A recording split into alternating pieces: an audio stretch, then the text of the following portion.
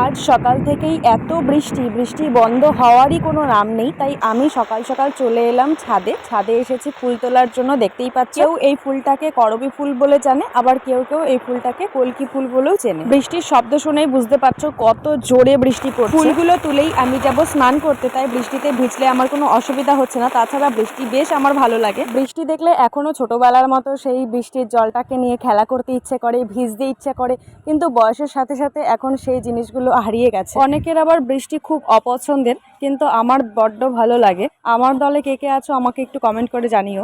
গাছের পাতা নিচে পড়ে জলটা একদম জমে গেছে।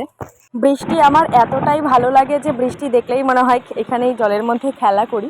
দেখো এই জলগুলো বেরোতে পারছে না, এই জলটা দিয়েই আমি এতক্ষণ খেলা করছিলাম। এখন এই পাতাগুলো সরিয়ে দিলাম, জলটা নিচে পড়ে যাবে। এই ফুল গাছটা এতটাই বড় হয়ে গেছে যে ছাদ থেকে ফুল পাড়াটা একটু সুবিধারই হয়, তাই ছাদে এসে বেশ সুন্দর ফুল তোলা যায়। বাড়ির ছাদে আবার চাল কুমড়োর গাছ বাইয়ে দিয়েছে। আমার তো বেশ ভালো লাগে বাড়ির মধ্যে ফল ফুল এসবের সবকিছুতে ভরে থাকবে। আমি জানি না আদৌ আমার বৃষ্টির আওয়াজে ভয়েসটা তোমরা শুনতে পাচ্ছ কিনা। যেমনি জোরে বৃষ্টি পড়ছে আর ঠিক তেমনই এতটাই হাওয়া। নিচেও অনেক ফুল গাছ আছে, সেখান থেকে একটা গাছের ফুল তুলে নিয়েছি, আর এখন একটা গাছের ফুল তুলছি। এগুলো সব নিয়ে যাব এখন মন্দিরে। এর আগেও ঠাকুমা অনেক গাছের ফুল তুলে রেখেছে, সেগুলোকে নিয়ে এখন পুজো দেবে। তোমরা যারা আমার রেগুলার ভিডিও দেখো তারা তো সবাই জানোই আমাদের বাড়িতে মা মনসার মন্দির রয়েছে। আর দুদিন পর থেকেই আমাদের বাড়িতে মা মনসার পদ্মপুরাণ বই শুরু হয়ে